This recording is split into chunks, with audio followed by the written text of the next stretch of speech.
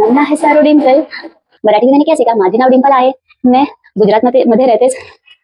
मला पुरणपोळी आवडतेच असं कुछ बोलते हैं ना. तू कुठे गेलो कसं काय तू काय कर आम्ही तुम्हाके भालोबाशी सही पता नहीं सही बोल रही या नहीं. तो दूसरा करबो लरबो जितबो रे इतना आता है. नमस्ते. हर अनुभव पे आप सभी का स्वागत है. हर अनुभव कुछ न कुछ सिखाता है अगर सीखने की इच्छा हो तो. नॉर्मली ये माना जाता है कि किसी भी इंसान के दिल तक का रास्ता उसके पेट से होके जाता है. मैंने अपनी लर्निंग जर्नी में सीखा है कि किसी भी इंसान के दिल तक का रास्ता होता है उसकी भाषा. अगर किसी भी दूसरी व्यक्ति के साथ आप उनकी भाषा में बात करोगे तो उनके दिमाग के साथ साथ आप दिल तक भी पहुंच सकते हो. उसका एग्जाम्पल ले लेते हैं हम. जैसे कि मैं अभी बेंगलुरु में जाऊं. ओके लैंग्वेज बोल. बेंगलुरु में जाके मैं बोलूं नमस्कार नन्ना है सारो डिंपल. मुझे थोड़ी थोड़ी आई स्पीक थोड़ी थोड़ी कन्नड़ा. कन्नड़ा बोलते हैं ना. उच्चारण में मत जाना. तो उसका इम्पैक्ट अलग आएगा. किसी दूसरे व्यक्ति की सिटी में जाके भाषा सीखना और उनकी भाषा में बात करना सीखने वाले और जो टूरिस्ट होता है ना उनके लिए फायदेमंद होता है. ठीक है. तो किसी को फोर्सफुली नहीं सिखाना चाहिए क्योंकि फायदा तो सामने वाले का हो रहा है. तो सामने वाले में सीखने की आशा होनी चाहिए. चलो एज अ लर्नर और as a learner slash working person मैंने देखा है कि जो भाषा होती है ना वो बोझ नहीं होता. भाषा तो तरक्की का टूल होता है. जैसे कि आप कोई बिजनेसमैन हो, काम धंधे वाले हो, आप कहीं और सिटी में जाके काम धंधा कर रहे हो. सामने वाले व्यक्ति की भाषा में अगर आप बात करोगे तो ट्रस्ट बिल्डअप करने के चांसेस ज्यादा होते हैं. मेरे अकॉर्डिंग ज्यादा होते हैं. मुझे नहीं पता होते या नहीं लेकिन मेरे हिसाब से तो ज्यादा होते हैं. टूरिस्ट, आप एक टूरिस्ट हो, दूसरी सिटी में जाते हो, वहाँ के कल्चर वहाँ के लोगों के हिसाब से अगर बातचीत करते हो, आप उनकी भाषा में बातचीत करोगे तो आपके पैसे बचने के ज्यादा चांसेस है क्योंकि आप लोकल कम्युनिटी में जाओगे, बाजार में कुछ खरीदने जाओगे, लूटने के चांसेस आपके कम हो जाते हैं. और एक स्किल भी आपके पास हो जाएगी ना. किसी और स्किल का भी तो डेवलपमेंट हो जाएगा ना आपका. ये काम धंधे के लिए भी सही होता है, एक टूरिस्ट के लिए भी सही है. और बातचीत नॉर्मली मतलब ऐसा अंदर से तो होना चाहिए ना. ये व्यक्ति कैसे बात करता है, किस भाषा में बात करता है, अंदर से ऐसा होता ही होगा ना. अंग्रेजी सीखने से नहीं, मतलब आप जहाँ घूमने जाते हो वहाँ थोड़ा थोड़ा सीखने का ट्राई करो. मैं क्यों ज्ञान दे रही हूँ, मुझे तो खुद नहीं आता एक भाषा ही. मैं तो सीखने का ट्राई करती हूँ लेकिन मुझसे होता ही नहीं.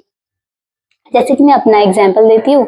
ये बहुत दुख की बात है कि 2020 में कोविड के टाइम पे जब कॉलेज का वैकेशन था तो मेरे पास नया नया फोन था. तो मैंने 2021 तक ऐसा मतलब 2021 के एंड तक कम से कम 10 भाषाएं सीखने का मैंने मतलब 3 गुजराती, हिंदी और अंग्रेजी के अलावा टोटल अलग से 10 लैंग्वेज सीखने का मैंने प्रण लिया था. लेकिन वो बात अलग है, मेरा प्रण पूरा नहीं हुआ. मैंने पहले मराठी सीखने का ट्राई किया. मराठी में मैंने क्या सीखा? माझे नाव डिंपल आहे. मैं गुजरात मध्ये रहतेच. मला पुरणपोळी आवडतेच असं कुछ बोलते हैं ना. तू कुठे गेलो कसं काय तू काय करतेस. बस इतना सीखा मैंने. उसके अलावा कुछ नहीं आता मुझे. क्योंकि फिर मैं दूसरी लैंग्वेज में चली गई. मैंने पंजाबी सीखना स्टार्ट किया. पंजाबी बोलना या समझना सीखना ट्राई नहीं किया. क्यों? क्योंकि गाने वाने थोड़े बहुत समझ लेती हूँ. मतलब ऐसे माध्यम की तरह मैं ट्रीट करती हूँ. ऐसे मुझे एक्सपर्ट नहीं बनना चाहिए. तो मैंने लिखना स्टार्ट किया लेकिन मैंने थोड़ा बहुत लिखा. पूरे अल्फाबेट लिखना सीख गई थी. रिपीट नहीं किया, रिवीजन नहीं किया तो भूल गई मैं. उसी तरह मैंने बंगाली में सिर्फ मैंने 2 ही वर्ड सीखे. अमी तुम्हाके भालोबाशी, हमें सही पता नहीं सही बोल रही या नहीं. तो दूसरा करबो लरबो जितबो रे इतना आता है. और कन्नड़ा में ये सीखा मैंने. नन्ना है सर ए साला कप नाम दो, ए साला कप नाम दो, ऐसे कुछ बोलते हैं ना. तो इतना सीखा है मैंने. मुझे सीखने की बहुत जिज्ञासा होती है लेकिन क्या है कि मैं एंड तक नहीं पहुंच पाती हूँ. बाकी 5 साल पहले मैं अगर लैंग्वेज सीखने का सोच रही थी तो मैं स्किल के तौर पर नहीं सोच रही थी. मैं कल्चर के तौर पर मुझे ना अच्छा लगता था नई नई भाषाएं सीखना.